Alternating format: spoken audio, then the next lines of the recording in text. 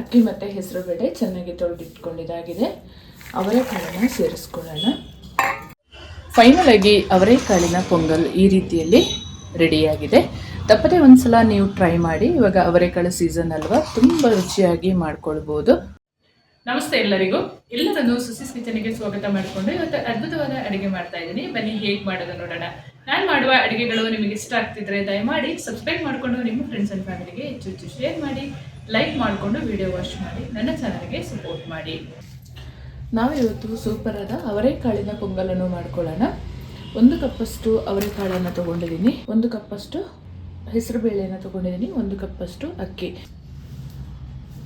ಹೆಸರು ಬೇಳೆ ಮತ್ತು ಅಕ್ಕಿನ ಒಂದು ಕುಕ್ಕರಿಗೆ ಸೇರಿಸ್ಕೊಳ್ಳೋಣ.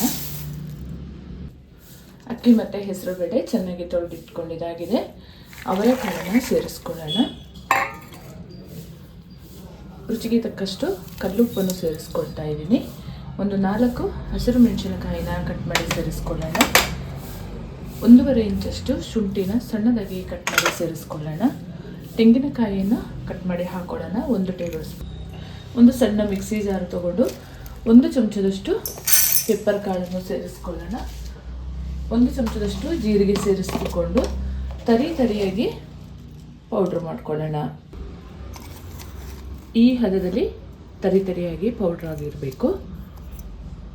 ಪೆಪ್ಪರ್ ಕಾಳು ಮತ್ತು ಜೀರಿಗೆನ ತರಿಯಾಗಿ ಕುಟ್ಟಿ ಇಟ್ಕೊಂಡಿದ್ದೀವಲ್ಲ, ಅದನ್ನು ಸೇರಿಸ್ಕೊಳ್ಳೋಣ. ನೀರು ಸೇರಿಸ್ಕೊಂಡು ಖುಷಿ ತಗೊಳ್ಳೋಣ. ಒಂದು 4 ಕಪ್ಪಷ್ಟು ನೀರು ಸೇರಿಸ್ಕೊಳ್ತಾ ಇದ್ದೀನಿ. 1 ಚಮಚದಷ್ಟು ಅರಿಶಿನ ಪೌಡ್ರನ್ನು ಸೇರಿಸ್ಕೊಳ್ತಾ ಇದ್ದೀನಿ. ನೀಟಾಗಿ ಮಿಕ್ಸ್ ಮಾಡಿಕೊಂಡು ವಿಶಿಲ್ ಮಾಡಿಕೊಂಡ್ರೆ ಆಯಿತು.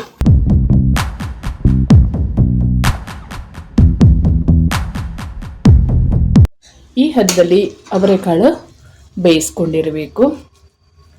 ಇವಾಗ ಒಂದು ಒಗ್ಗರಣೆ ಮಾಡ್ಕೊಳ್ಳೋಣ. ತುಂಬಾ ಬೇಗ ಆಗುವಂಥ ಒಂದು ಪೊಂಗಲ್ಲಾಗಿರುತ್ತೆ ಇದು. ಇವಾಗ ಅವರೆಕಾಳು ಸೀಸನ್ ಅಲ್ವಾ, ಹಲವಾರು ಬಗೆಯ ರುಚಿಕರವಾದ ಆಹಾರಗಳನ್ನು ಮಾಡಿ ತಿನ್ಬೋದು. ಒಂದು ಪಾತ್ರೆನ ಬಿಸಿಗೆ ಇಟ್ಕೊಂಡಿದ್ದೀನಿ. ಒಗ್ಗರಣೆ ಮಾಡ್ಕೊಳ್ಳೋಣ. ಪೊಂಗಲಿಗೆ ತುಪ್ಪ ಮತ್ತು ಎಣ್ಣೆ ಎರಡನ್ನೂ ಸೇರಿಸ್ಕೊಳ್ಬೇಕು, ತುಂಬಾ ಚೆನ್ನಾಗಾಗುತ್ತೆ. 2 ಚಮಚದಷ್ಟು ಎಣ್ಣೆ ಹಾಕ್ಕೊಳ್ತಾ ಇದ್ದೀನಿ. 1 ಚಮಚದಷ್ಟು ತುಪ್ಪ ಸೇರಿಸ್ಕೊಳ್ಳೋಣ. ತುಪ್ಪ ಮತ್ತು ಎಣ್ಣೆ ಕಾದಿದೆ. 1 ಚಮಚದಷ್ಟು ಸಾಸಿವೆ ಸೇರಿಸ್ಕೊಳ್ಳೋಣ. ಒಂದು ಅರ್ಧ ಚಮಚದಷ್ಟು ಜೀರಿಗೆ ಕೂಡ ಸೇರಿಸ್ಕೊಳ್ಳೋಣ. ಸಾಸಿವೆ ಚಿಟಪಟ ಅನ್ನುವಾಗ 2 ಚಮಚದಷ್ಟು ಗೋಡಂಬಿ, ಕರಿಬೇವು ಸೊಪ್ಪು, 2 ಹಸಿರು ಮೆಣಸಿನಕಾಯಿ ಒಗ್ಗರಣೆ ಮಾಡ್ಕೊಳ್ಳೋಣ.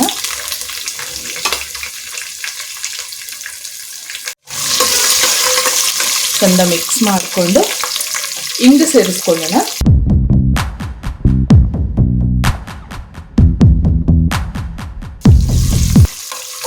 ಚೆಂದ ಮಿಕ್ಸ್ ಮಾಡಿಕೊಂಡು ನಾವು ಬೇಯಿಸಿದ ಅನ್ನ ಸೇರಿಸ್ಕೊಂಡ್ರೆ ಆಯಿತು.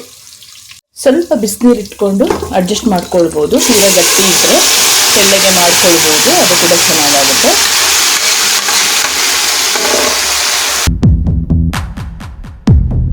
ಚೆಂದ ಮಿಕ್ಸ್ ಮಾಡಿಕೊಂಡು ಉಪ್ಪು ಏನಾದರೂ ಬೇಕಿದ್ರೆ ಹಾಕ್ಕೊಳ್ಳೋಣ. ಸೂಪರಾದ ಅವರೆಕಾಳಿನ ಪೊಂಗಲು ಈ ರೀತಿಯಲ್ಲಿ ರೆಡಿ ಮಾಡ್ಕೊಂಡಿರಬೇಕು. 1 ಹಿಡಿಯಷ್ಟು ಕೊತ್ತಂಬರಿ ಸೊಪ್ಪನ್ನ ಸಣ್ಣದಾಗಿ ಕಟ್ ಮಾಡಿ ಸೇರಿಸ್ಕೊಳ್ಳೋಣ.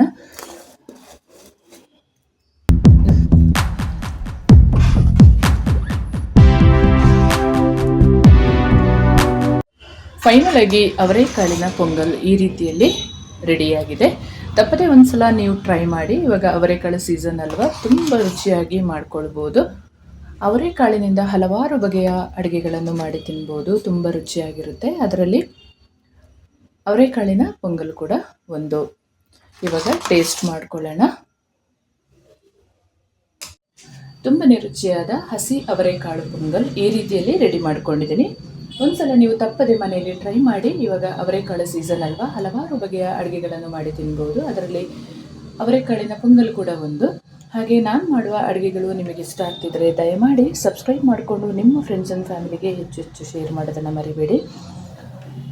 ಹಾಗೆ ಲೈಕ್ ಮಾಡಿಕೊಂಡು ವಿಡಿಯೋ ವಾಚ್ ಮಾಡಿ. ಮುಂದೆ ಅದ್ಭುತವಾದ ಹೊಸ ಅಡುಗೆಯೊಂದಿಗೆ ನಿಮ್ಮನ್ನು ಭೇಟಿ ಮಾಡ್ತೀನಿ. ಅಲ್ಲಿವರೆಗೂ ತುಂಬ ಹೃದಯದ ಧನ್ಯವಾದಗಳು.